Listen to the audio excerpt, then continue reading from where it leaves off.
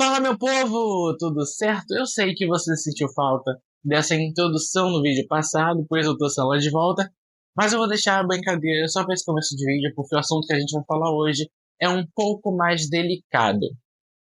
Mas eu já quero pedir para você deixar o seu like, se inscrever aqui no canal e dizer que esse é mais um vídeo, até mais do que os outros, eu posso dizer, aberto para debate. Então é o seguinte, tô gravando esse vídeo na terça-feira de manhã, logo após ler a nota oficial feita pelo staff do Tite, dizendo que ele não assumiria o Corinthians por conta de uma crise de ansiedade. E eu quero falar disso com vocês hoje. Então vamos embora falar sobre por quê.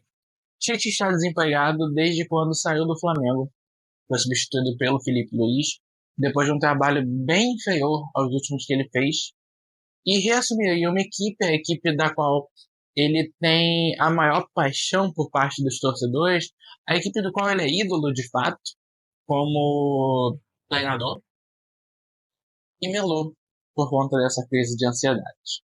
Eu quero dizer que eu vou entender qualquer sentimento frustrado, decepcionado, chateado do torcedor corintiano, mas eu quero dizer que aqui a questão é além do futebol, né? O Tite já disse não ao Corinthians depois da Copa de 2022, quando ele sai da seleção brasileira e ele prefere esperar pelo mercado europeu. Acabou que depois de um tempo ele caiu no Flamengo, mas agora não foi um não de não quero, foi um não de não consigo. Até porque a proposta em si, questão salarial, tempo de contrato, isso já tinha sido acertado, a ponto de que hoje, nessa terça-feira, o Tite comandaria o seu primeiro treino na parte da tarde. A questão realmente foi essa crise de ansiedade que, por mais uma vez, passa por algo próximo ao Tite. Por que eu estou dizendo isso? O Tite ele sempre foi um treinador que deixou o lado humano parecer muito, né? Seja na Copa América realizada aqui no Brasil, seja em algumas outras coletivas, algumas falas sobre o Richarlison, enfim. Até por isso ele foi muito criticado quando ele não levou um psicólogo tanto na Copa de 2018 quanto na Copa de 2022. Ainda mais se tratando de uma seleção brasileira, né? A gente sabe do baque psicológico que foi em 2014, as emoções muito fortes no jogo contra a Colômbia, depois todo o sofrimento contra a Alemanha, e também em 22, ao levar o gol no final da prorrogação contra a Croácia, né? A disputa de pênalti você via que tinha uma seleção muito mais com felicidade no rosto. É óbvio que ninguém está feliz depois de tomar um gol faltando 4 minutos para terminar um jogo, mas uma equipe muito mais disposta mentalmente ao que iria acontecer do que outra. Então, até por isso a Croácia passou também. Mas dessa vez, a questão psicológica do Tite não é para os demais, e sim com ele. O Tite já fez acompanhamento psicológico, isso é notícia, isso já foi divulgado por ele, se não me engano, antes da Copa de 2022, e agora ele bate nessa questão da crise de ansiedade. Qual é a informação aqui?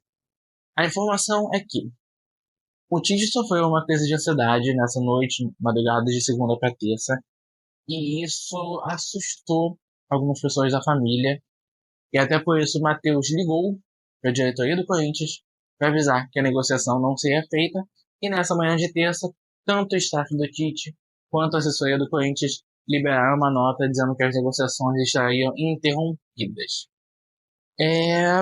Eu não sei de onde surgiu a informação de que o Corinthians foi pego de surpresa pela nota do Tite. Não é essa a questão.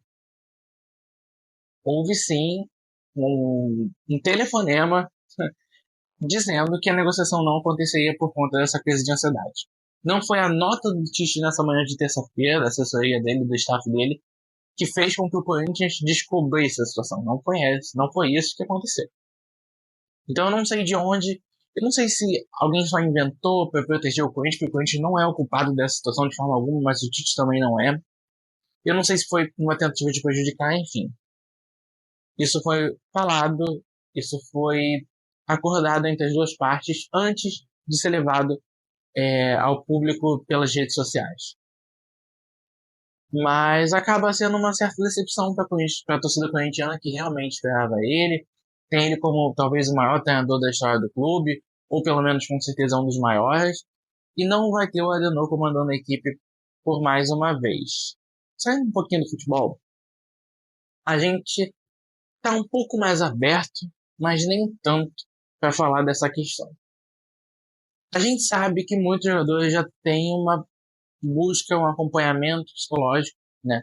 A gente viu a melhora que isso fez no Richarlison, depois de tanto que ele sofreu ali em 2022 e tal, e como ele se recuperou, pelo menos mentalmente, ainda que o desempenho dele não tenha tido de fato um crescimento, até por conta de lesão também, não teve um crescimento tão grande. O Richarlison não voltou a atuar porque ele jogou no Watford, no Everton, mas mentalmente ele conseguiu melhorar. Só que a gente ainda para em algumas falas, como por exemplo do Endrick, que beleza, é muito novo, tenho que aprender, mas é complicado quando não preciso de psicólogo porque eu tenho a religião. Isso é difícil.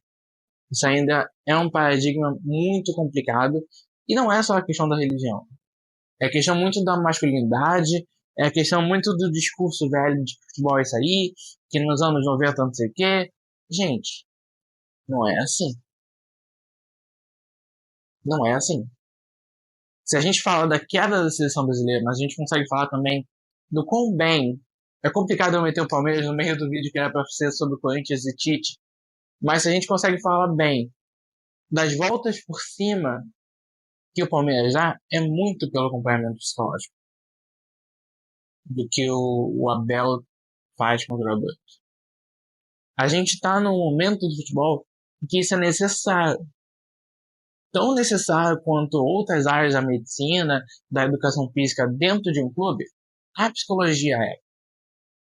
A psicologia ela é uma parte da medicina e não é à toa. Só que a gente ainda estava numa situação de não precisa, de não quer, de negação, que precisa acabar. Então, novamente, eu entendo a situação frustrante que a torcida corintiana vive. Eu entendo a certa tristeza, a decepção, porque parece ser mais um não. Assim como foi o não pós-Copa de 22, parece ser mais um não. Só que é um não diferente. E aí não adianta abrir o discurso de mas se o Tite sabia que estava sofrendo, por que que aceitou conversar até aqui? Mas então, se chegar uma proposta da Arábia Saudita, ele ia, como tinha uma possível negociação com o Al-Hilal, a gente não vive de si.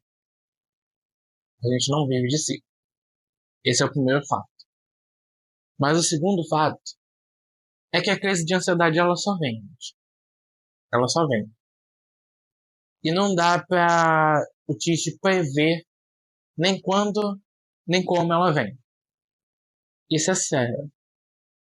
Até por isso, a nota do Tite ela é bem clara sobre. Não é só um não consigo para o Corinthians. É uma pausa por tempo indeterminado na carreira dele. Então, o que a gente entende dessa nota é que, de fato, o Tite não vai para o Corinthians, como não vai assumir algum trabalho por um tempo. A gente sabe da pressão pela mídia, pela imprensa, pelos torcedores, por dentro do clube mesmo, em cima de um treinador de futebol. Em cima também de um jogador de futebol, em cima de qualquer um que trabalha, vou dizer assim. E a questão aqui, ela, como eu falei, não é futebol, ela é saúde. Então, é difícil não entender, pra ser sincero, é difícil não entender. Eu não consigo do Tite nessa situação. E novamente, gente, não é um não quero, um não vou, um prefiro não ir como foi atrás. É um quero, é um quase fui, mas é um não consigo que precisa ser escutado. Como eu falei, vai além do futebol. Como eu falei, não é só o Tite que precisa se ausentar, que precisa se ausentar de uma carreira para tomar conta da própria saúde. Não é. Isso é para qualquer pessoa. Isso é para qualquer pessoa. Então, eu espero que, apesar de tanta decepção de uma torcida, que também apareça empatia, de verdade. Porque não é fácil, não é uma escolha fácil, mas eu não consigo achar que foi errado. O Corinthians agora chegou a contratar o Luiz Castro, que já negou por motivos familiares, deve voltar a abrir negociações com o Dorival Júnior e que consiga achar alguém para assumir o comando do time durante o restante do ano. Mas eu vou ficando por aqui. Acho que o que eu precisava falar, eu falei aqui com vocês.